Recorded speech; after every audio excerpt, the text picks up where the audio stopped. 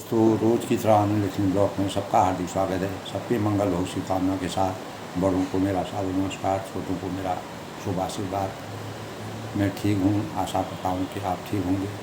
दोस्तों, आज का पंचांग, आज दोस्तों 24 मई 2024 वैशाख माह के कृष्ण पक्ष की प्रतिपदा तिथि, स्वाति नक्षत्र, चंद्रमा तुला राशि में और सूर्य मेष राशि में प्रवेश करेंगे।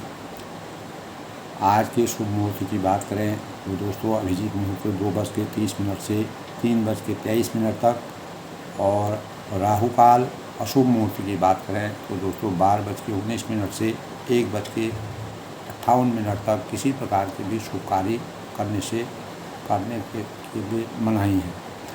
तो दोस्तों आज का सूर्योदय 6:02 पर और सूर्यास्त जो है 6:47 पर होगा। और आज दोस्तों जैसे कि मैंने बताया कि स्वाति नक्षत्र, तो 27 नक्षत्रों में 15वां नक्षत्र स्वाति नक्षत्र का संयोग रहता है। इसका स्वामी राहु माना जाता है, यानी अंधकार। ऐसी कहावत हमारे शास्त्रों में है कि स्वाति नक्षत्र में ओस की बूंद शीप पर जब गिरती है, जो मोती बनने का एहसास करती है, तो जो भी जातक जो है मोती की तरह, जो भी जातक इस नक्षत्र में पैदा होता है मोती की तरह चमकता है। राहु को कभी भी दोस्तों कोई ग्रह नहीं माना गया है, और यह जो है आकाश में इसका कोई स्थान भी नहीं है। इसलिए स्वाति नक्षत्र जो है 15वां नक्षत्र है। इसका स्वामी राहु होने से इस प्रकार के भाव जो है हमारे शास्त्रों में विद्यमान है। आज के अगर संपूर्ण दिन की बात करें दोस्तों, आज शुक्रवार का दिन है। शुक्र ग्रह जो है हमारे जीवन में अनेक प्रकार की यश कीर्ति का मानक होता है। शुक्रवार का संबंध सीधे शुक्र ग्रह से होता है, और इस दिन माता लक्ष्मी और दुर्गा माता की उपासना, विधिपूर्वक पूजा अर्चना करने से हमारे जीवन में वैभव और प्रसन्नता का मानक माना जाता है। और इसीलिए माता लक्ष्मी व दुर्गा की उपासना से जीवन में हमारी मनोवांछित कामना पूर्ण होती है। और शुक्रवार को माँ लक्ष्मी की पूजा करने से आर्थिक स्थिति में मजबूती और उन अनेक प्रकार की परेशानियों का अंत होता है। दोस्तों, सुख समृद्धि का द्योतक शुक्रवार माना गया है, और शुक्र ग्रह की मजबूती से हमारे जीवन में प्रेम और वैभव, सौंदर्य, धन संपदा, आमोद प्रमोद की शुभ सूचिता का द्योतक माना गया है। दोस्तों, आज हमको शुक्रवार के दिन दुर्गा माता और लक्ष्मी माता का पूजन विधि विधान के साथ करना चाहिए, और साफ सफाई, माँ संतोषी का भी व्रत आज किया जाता है।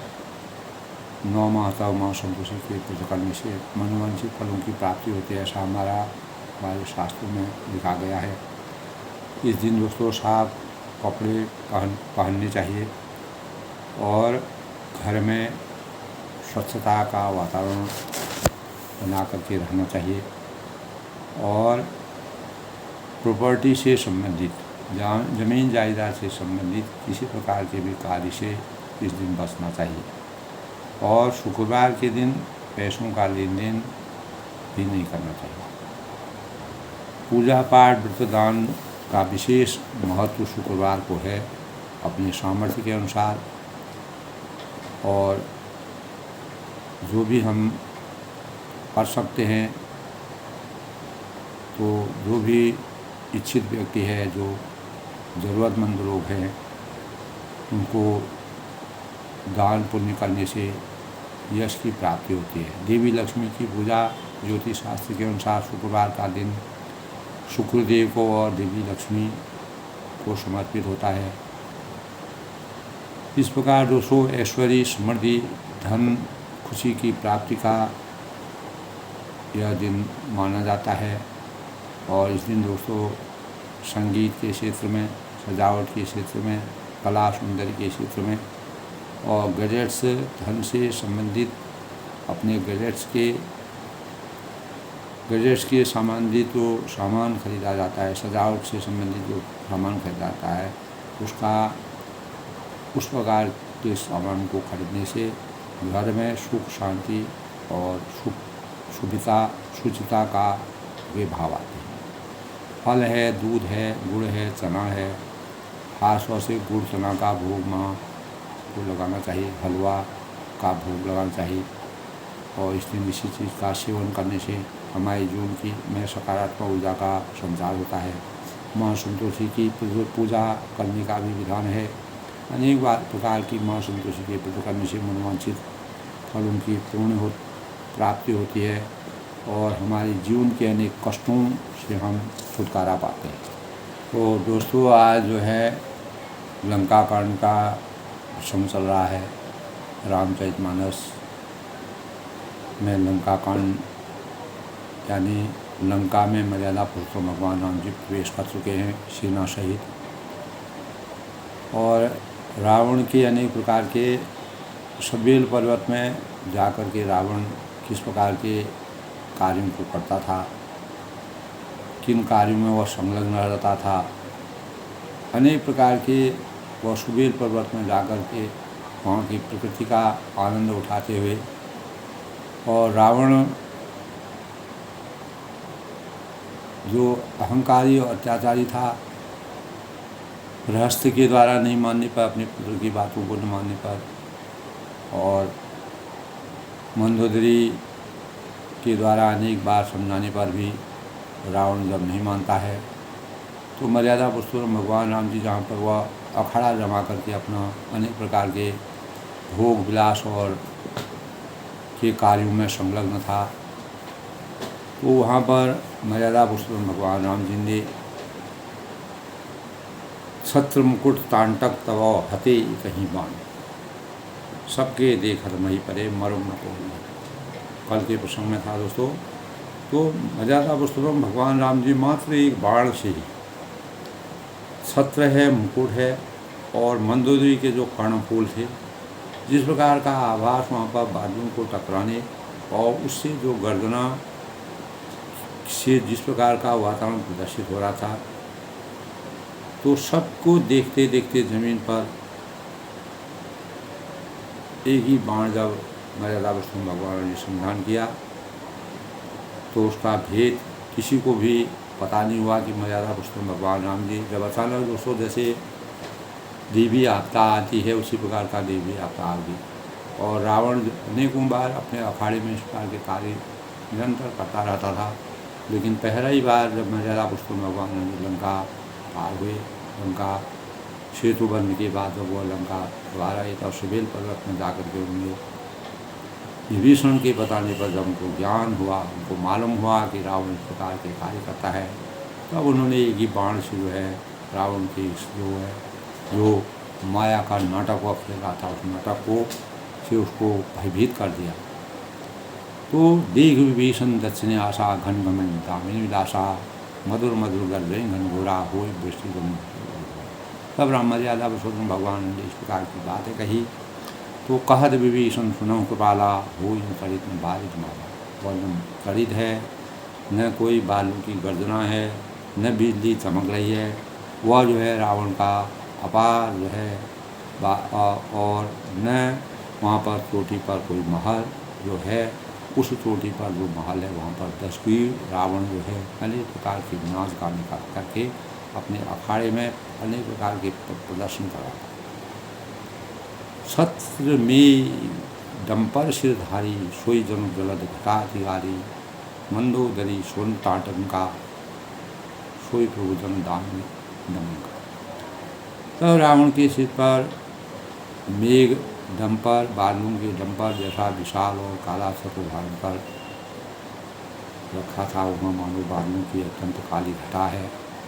मंदोदरी के कानों में जो कर्णफूल थे वह हिल रहे हैं और वे प्रभु वे सारी चीज़ें जो विभीषण ने उनको बताया। बाल ताल बा सोई रहो मधुर सुनो सुरूपा मधु मुस्कान समुझ अभिमाना चाप चढ़ाई मानुष खाना। तब देवताओं के सम्राट सुनिए अनुपम ताल और मदन बज रहे हैं। इस प्रकार के नाटक वहाँ पर हो रहे हैं और नाच गाना हो रहा है, अनेक प्रकार से अप्सराएँ नाच रही है और मदिरा का पान हो रहा है और वही मधुर गर्जन ध्वनि वहीं से आ रही है। रावण का अभिमान समझकर प्रभु मुस्कुराए। रावण की लीला को देख करके इस प्रकार रावण जिस प्रकार की माया की लीला दिखा रहा था तो उन्होंने धनुष चढ़ाकर उस पर बाण का सम्मान किया। मर्यादा मुसलमान समझे तो छत्र मुकुट ताटंक तब हते एक ही बाण से पूरा छत्र मुकुट और छत्र है, मुकुट है और मंदोदरी जो कर्म फूल था वो समुद्र गिर करके वहाँ का वातावरण अंधकार में हो गया और सबके देखल वहीं पड़े मरम न पड़ी। सब जो है देखते ही देखते रह गए, इसके संज्ञान को कोई जान नहीं पाया। तो इस प्रकार के दोस्तों जो ऐसा चमत्कार करके इस प्रकार के प्रभाव को दृश्य को दिखा करके मर्यादा पुरुषोत्तम भगवान राम जी रावण को इस प्रकार से सचेत किया और तर्कश में जो बाण उनका तर्कश निकाला था वो वहीं अपना वहाँ उस जगह पर ध्वस्त करके वह वापस अपने तर्कश में आ गया। तो इस छटा को देख करके किसी को भी किसी प्रकार का भेद प्राप्त नहीं। तो भूमि जो है वहाँ पर भूकंप जैसा वातावरण हो गया, जोर की हवा चलने लगी, अस्त्र शस्त्र नेत्रों से देखे कर्ण फूल जैसे कट कर गिर रहे हों, सभी अपने अपने हृदय में सोच रहे हैं, समझ रहे हैं कि ये क्या हुआ। सब हतस्तभ हो गए और भयंकर अपशकुन का वातावरण पर हुआ। तो सभा को भयभीत देखकर रावण ने हंसकर हर एक बातों को वह गंभीरता से नहीं लेता था और क्योंकि उसके बाद 10 चीज़ और भी बुझाई थी उसी का उसको अनुभव, उसको अभिमान था। तो वह हंसी खुशी में हर बात को टाल जाता था और देखी कि अनदेखी करता था। तो सिरों का गिरना जिसके लिए निरंतर शुभ होता चला रहा, उसके लिए मुकुट का गिरना अपशकुन कैसा, इस प्रकार का सोच उसकी थी। तो अपने अपने घर जाकर तब रावण ने कहा सब सो जाओ, किसी प्रकार का कोई एक तरफ जहाँ पूरे साम्राज्य का अंत हो रहा है, दूसरी तरफ वह इतना आसक्त अपने आप में है। तो सबसे कहता है कि सब निडर रहो, मेरे साथ तुम भी, यानी आप तो डूबे और दूसरे को भी डूबे। इस प्रकार का जिस राजा के राज्य में प्रजा दुखी होती है, प्रजा का सम्मान नहीं होता है, प्रजा को सही ढंग से उसकी मान मर्यादा की रक्षा नहीं होती है, वह राजा हमेशा नरक का भागी होता है। तो तब विश्वरूप रघुवंश मणि करम वचन विश्वास लोक कल्पना वेद करो अमृत विलास। कल के प्रसंग में था दोस्तों, मर्यादा पुरुषोत्तम भगवान राम जी मेरे वचनों का विश्वास कीजिए कि रघुकुल के श्रोमणी। तब मंदोदरी उनसे कहती हैं कि मर्यादा पुरुषोत्तम भगवान राम जी जो है इस रघुकुल के शिरोमणि हैं और विश्वरूप है, विश्व में उनका अवतार है, पूरा सृष्टि उनको जानती है, सृष्टि की रचना करने वाले ब्रह्मा विष्णु महेश भी जिनके अनुसार कार्य करते हैं। तो सारा विश्व उन्हीं का स्वरूप है। वेद इसके अंग अंग के लोगों में कल्पना करते रहते हैं।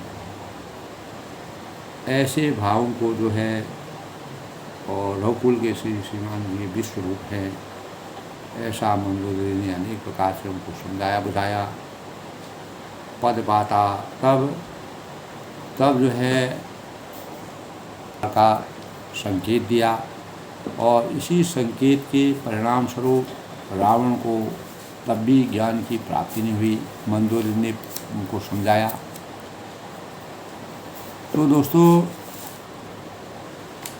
शक्ति की आराधना मर्यादा पुरुषोत्तम भगवान राम जी ने जो शक्ति उनके अंदर थी, से सफलता और सिद्धि मिलती है। तो शक्ति सृष्टि का स्पंदन ही नहीं करती, बल्कि साक्षात सृष्टि रूपा भी है।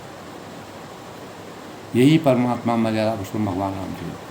तो प्रत्येक मनुष्य के देवी शक्ति मनुष्य के अंदर छिपी हुई है। यह सब कुछ कर सकता है। समस्त मानसिक और शारीरिक निर्बलताओं पर विजय पाने के लिए जीवन आनंदमय बन जाता है और कोई निर्बल व्यक्ति स्वतंत्र नहीं हो सकता है। तो शक्ति और स्वयं ईश्वर का स्वरूप है। यह शक्ति सर्वव्यापक है, सर्वविद्यमान है। शक्ति विज्ञान कला की भूमि है और श्रुतियों का सतत्व है और यह ब्रह्मांड शिव शक्तिमय है। सत्यम शिवम सुंदरम। और शक्ति की उपासना और उपासक को शक्ति मिलती है।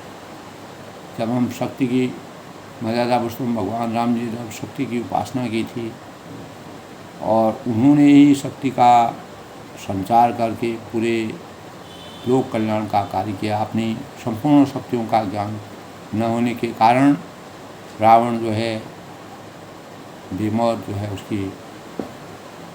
उसका अंत समय आता है। तो संसार हमें भाव स्वरूप दिखाई देता है। जिस प्रकार रावण जो है भाव स्वरूप जीवन यापन करा, तो शक्ति के बिना दृढ़ विश्वास के लक्ष्य दूर रहता है।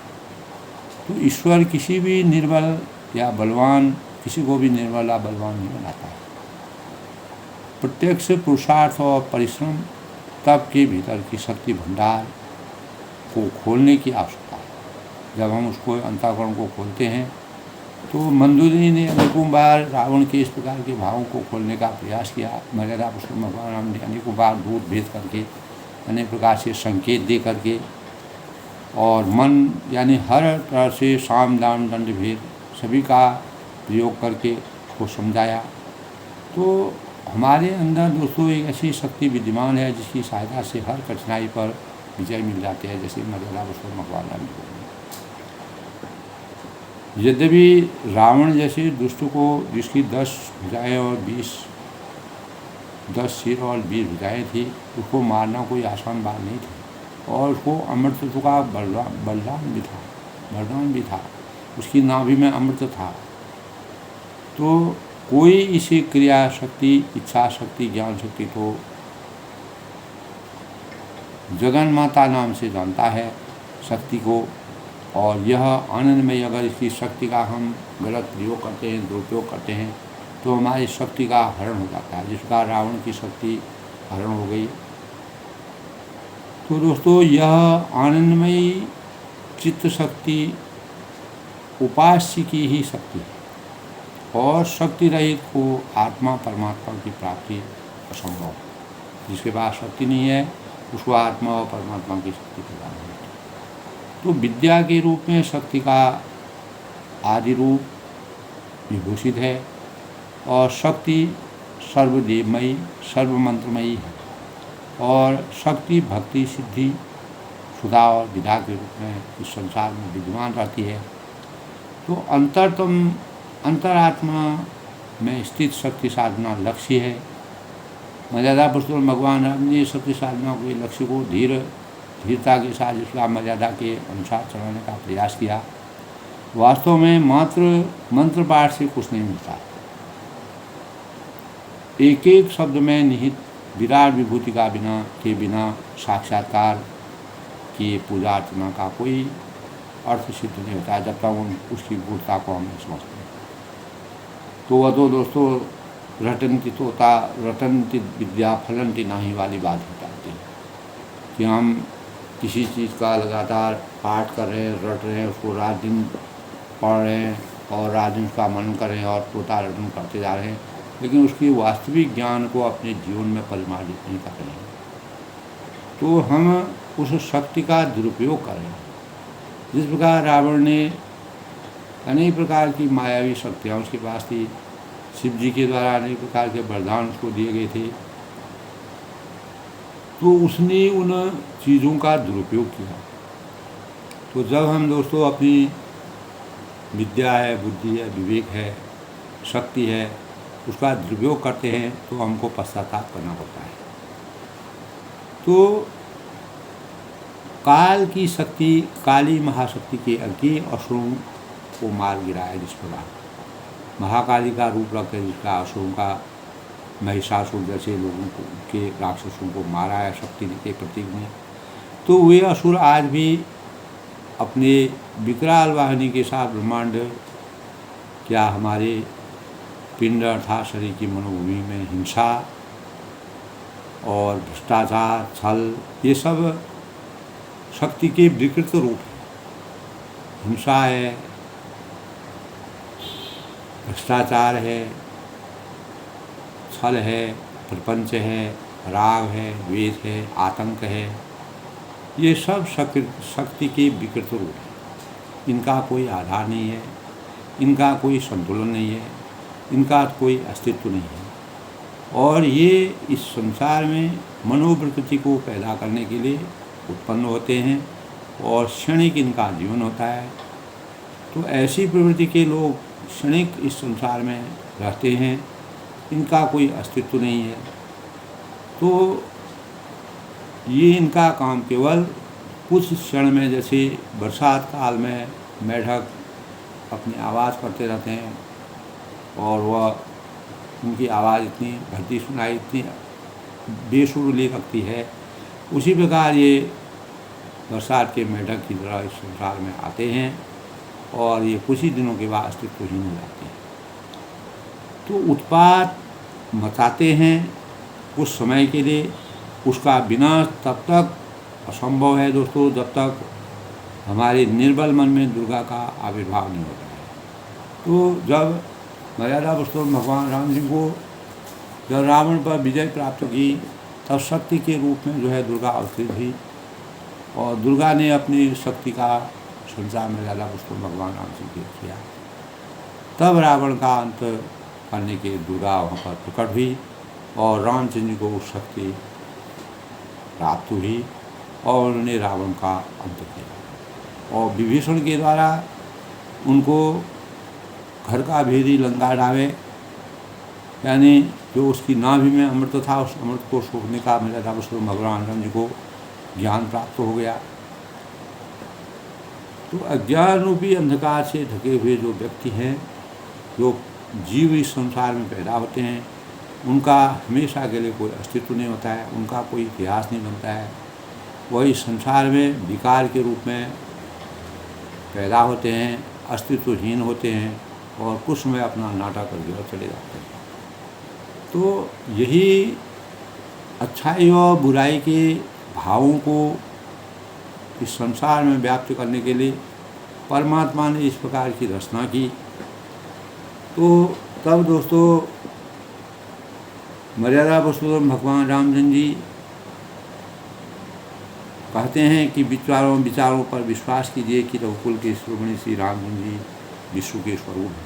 ये मंदोदरी ने रावण को बताया था और वह सदा विश्व उन्हीं का स्वरूप है। वह मानव रूप में इस संसार में अवतरित हुए हैं।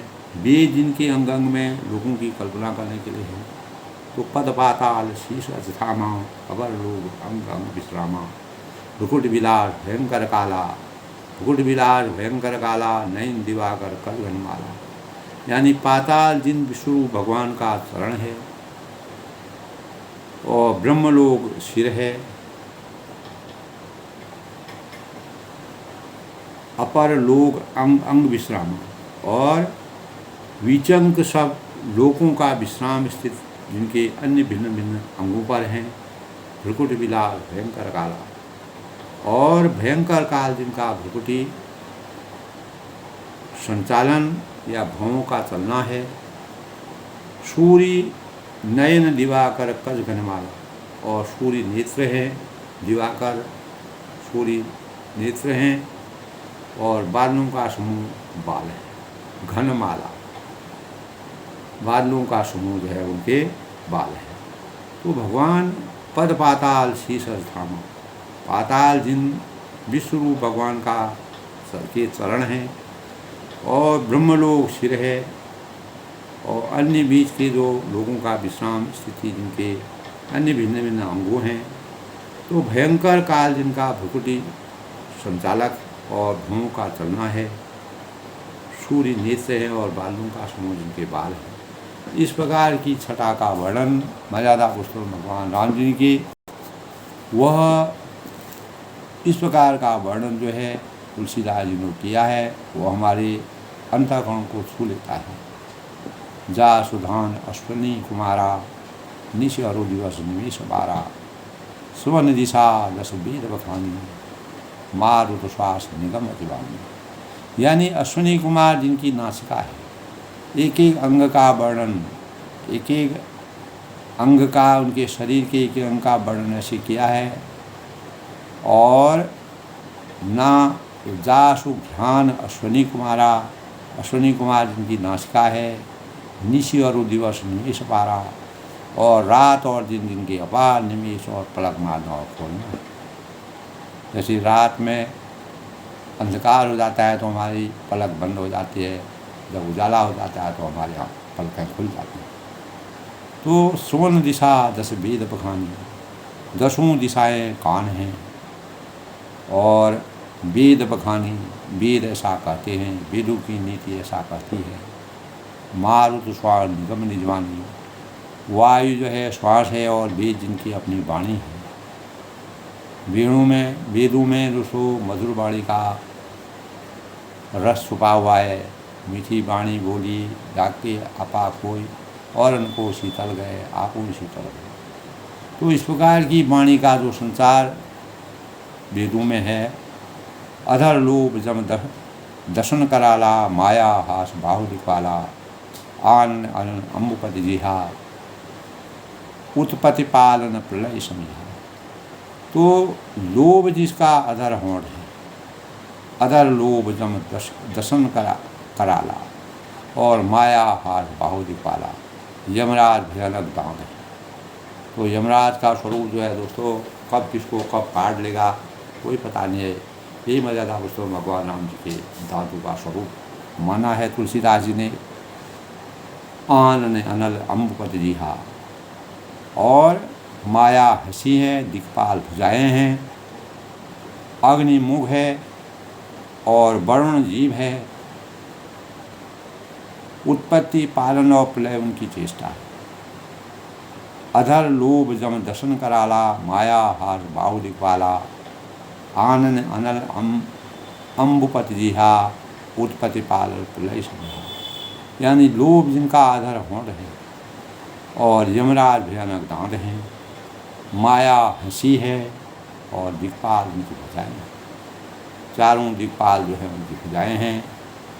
तो अग्नि उनका मुख है, वरुण जीव है, और उत्पत्ति पालन और प्रलय उनकी चेष्टा और क्रियाएँ हैं।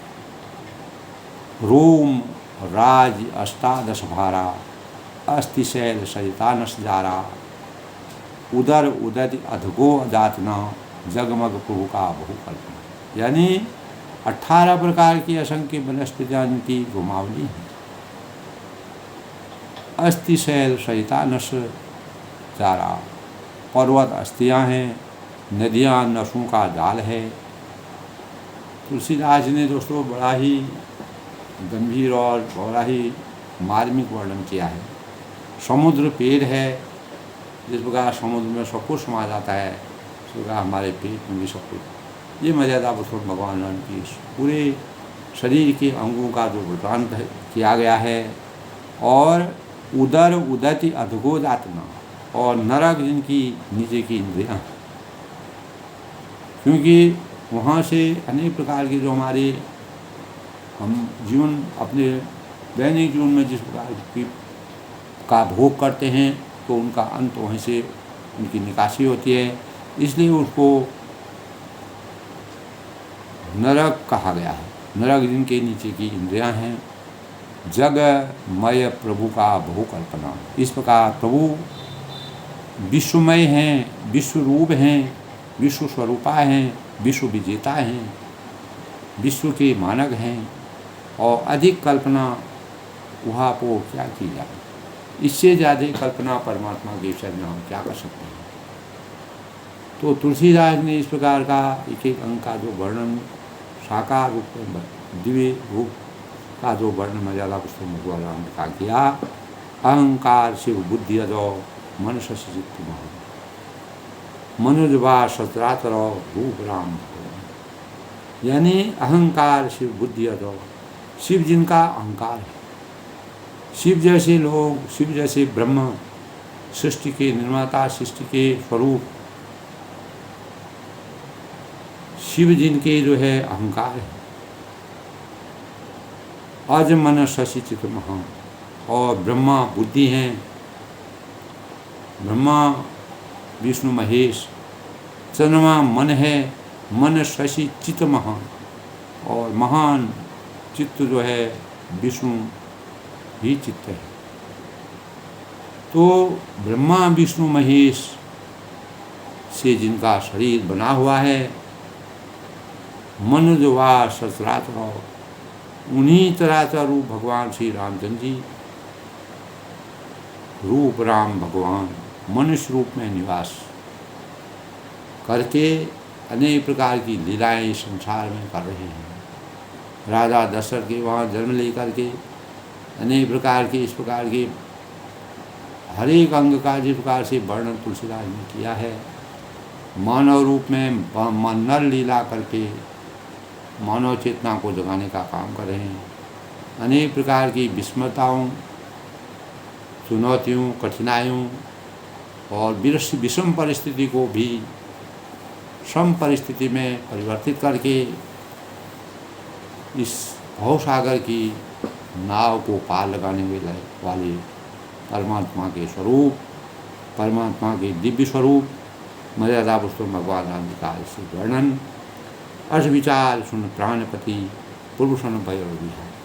तब मंदोदरी बार बार इतना कहने पर ऐसा विचार करके, ऐसे अपने मन में सुचिता ला करके, हे प्राणपति सुनिए, ऐसा विचार कर प्रभु से बैर छोड़कर प्रभु सन भय और विहाय, विहाय माने छोड़कर, भगवान से किसी प्रकार का बैर, किसी भी प्रकार के बैर को त्याग कर, छोड़कर, उसको तिलांजलि देकर रघुवीर के प्रीति करहूँ, रघुवीर परम मर्यादा पुरुषोत्तम भगवान रामचंद्र जी के चरणों में अपना सिर नवाएं, अपने रघुवीर के चरणों में प्रेम करें और कीजिए जिससे मेरा मम आशीर्वाद न जाए, मेरा सुहाग समाप्त नहीं होगा।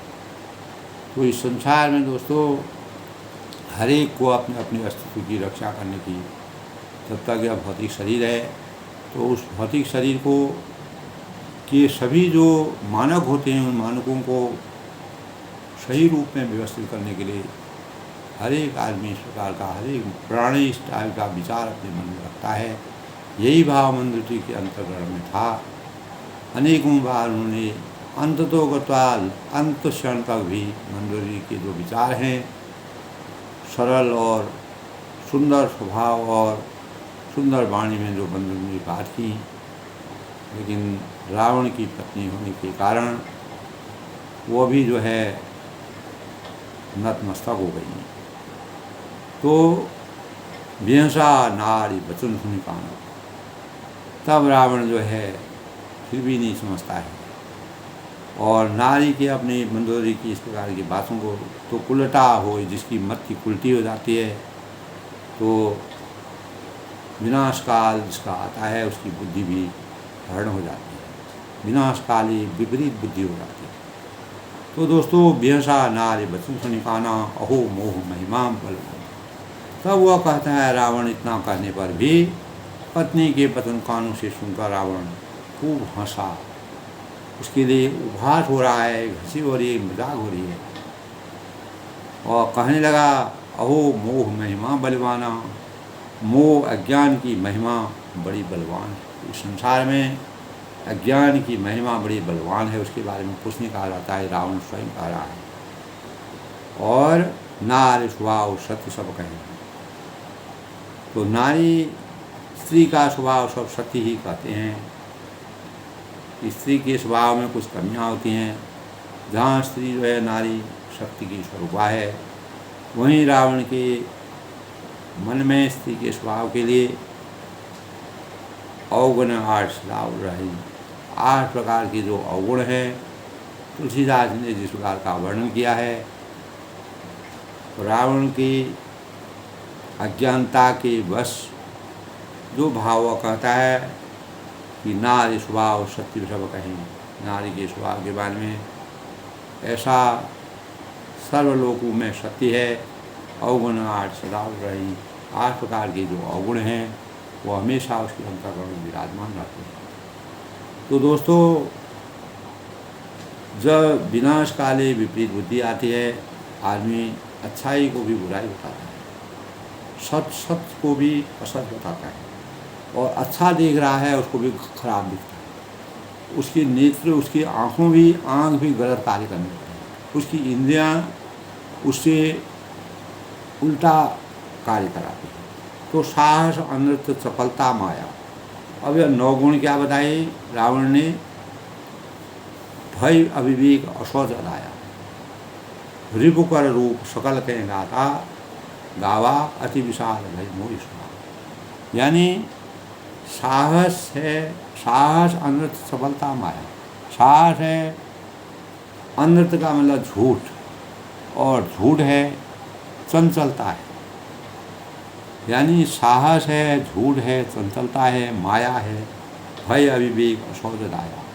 भय है या डरपोकपना है, और अविवेक है, मूर्खता है, और अपवित्रता और निर्दयता। तूने शत्रु का समय विराट रूप गाया, और मुझे उसका भारी भय सुनाया। यानी शत्रु के बारे में इतनी गाथा तुमने गाई, लेकिन तुमने मेरे बारे में कोई भी शुभ सूचिता का भाव। तो दोस्तों, जब कोई भी अगर जो सत्यवादी होते हैं, अगर वह अपना खास भी होता है, अपना पति भी होता है, अगर उसमें अवगुण हैं, तो उस अवगुणों की हम प्रशंसा नहीं कर सकते हैं। तो मंदोदरी मर्यादा पुरुषोत्तम भगवान राम जी की परम भक्त भी थी।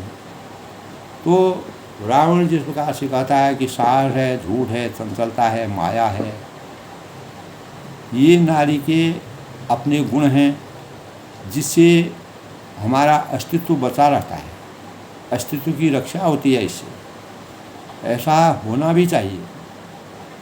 और झूठ जो रावण कहता है कि कहीं कहीं अपने अस्तित्व को बचाने के लिए सत्य झूठ भी बोलना पड़ता है। और चंचलता, माया, भय, अविवेक, विवेकहीन, जो उसने विवेकहीन यानी मूर्खता कहा, और अपवित्रता और निर्दयता कहा, और शत्रु का तुमने सम्मान किया और मेरा अपमान किया, कहने का अभाव उसका था।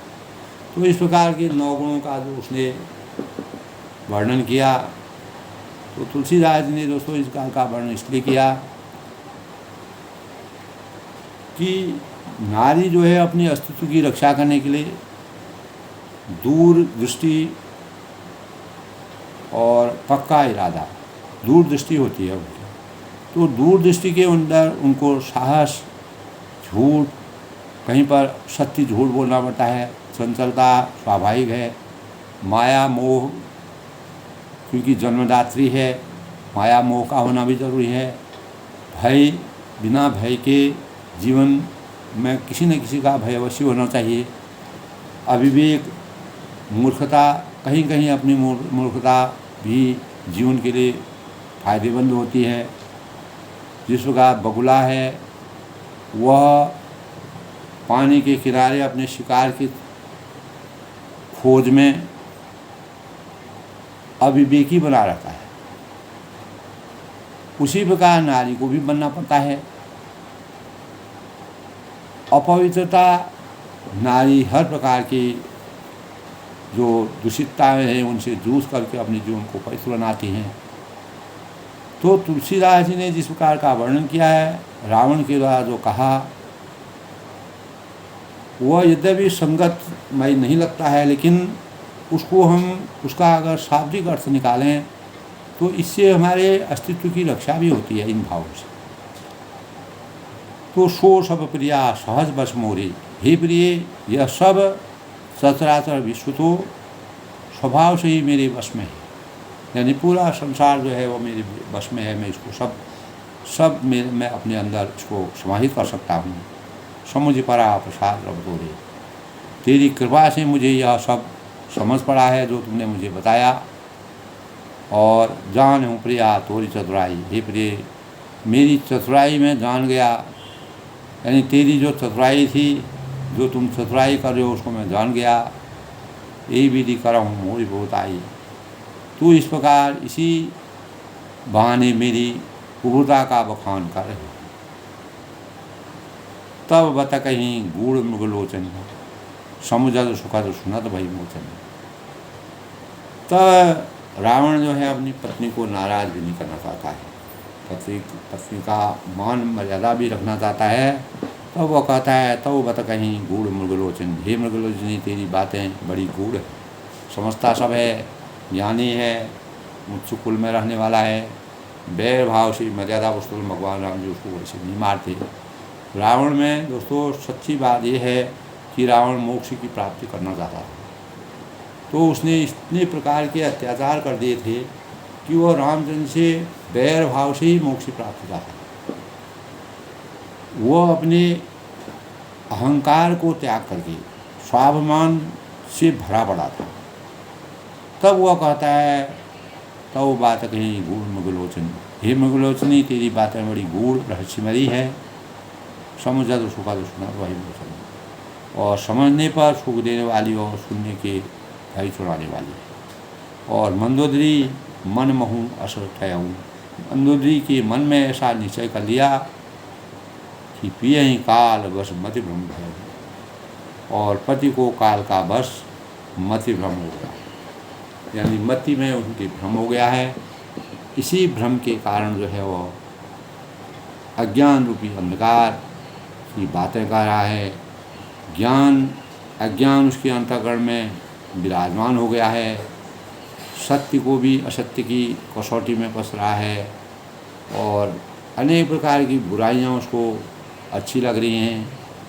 और जो जीवन के लिए हमेशा संजीवनी बूटी के अनुसार जिस प्रकार मंदोदरी ने उनको जीवन को सहज करने के लिए, मार्ग को स्वस्थ करने के लिए जो बातें कही वो उसको गलत लग रही हैं। तब वह कहता है सो सब प्रिया सहज बस मोरे, समुझ परा प्रसाद सब तोरे। तब वह कहता है कि साहस यानी तब वह कहता है कि क्रिया के अंदर रिपुकर रूप सकल के नावा, अति विशाल भाई मोहि सुनावा। तो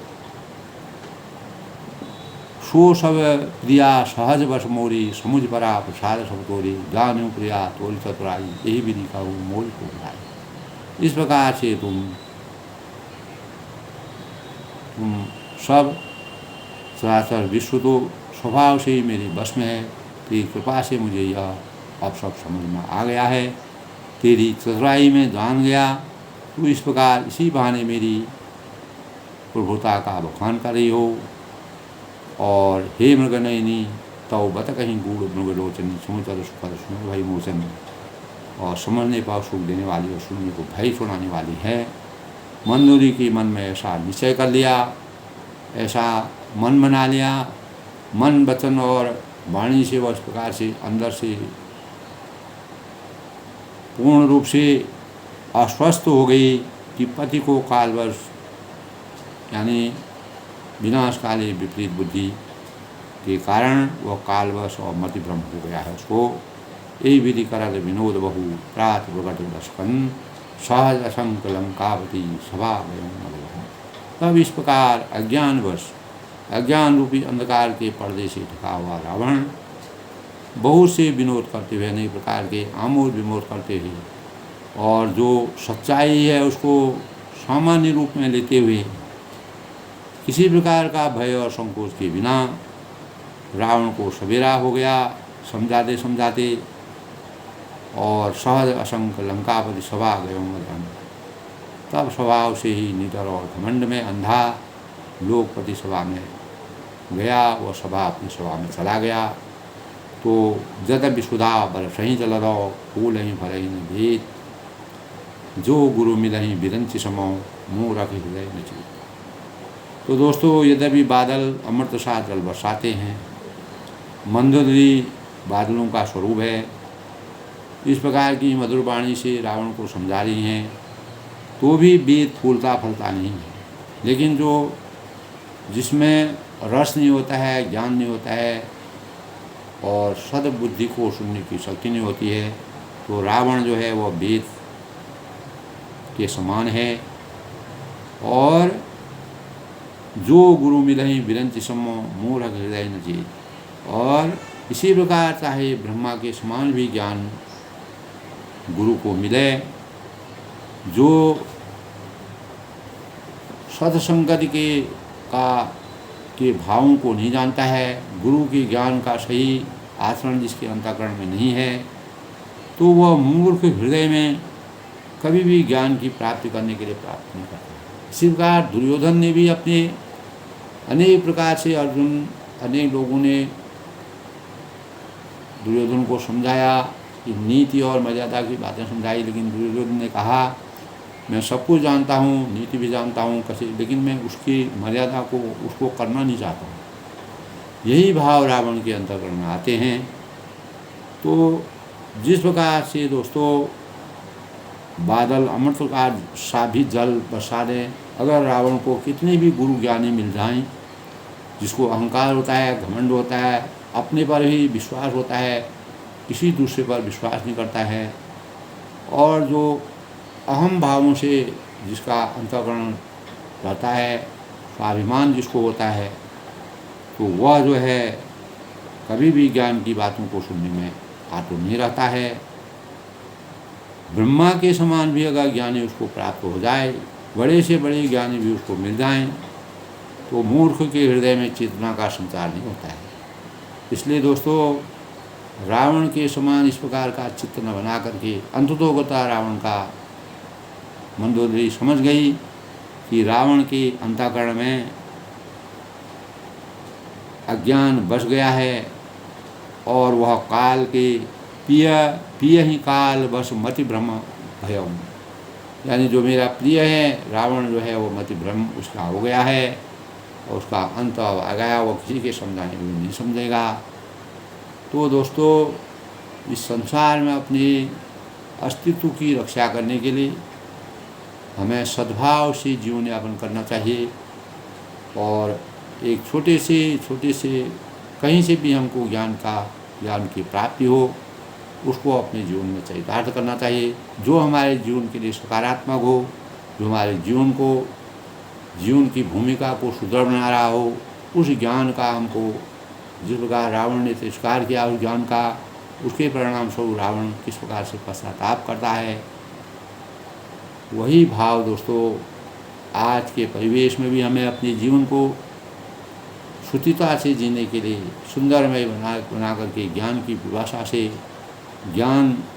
अज्ञान रूपी अंधकार को हमेशा के लिए तिलांजलि देते हुए ज्ञान रूपी प्रकाश का संचार करके अपने जीवन को समृद्ध बनाना चाहिए, ज्ञानवान बनना चाहिए और चैत्रवान बनना चाहिए।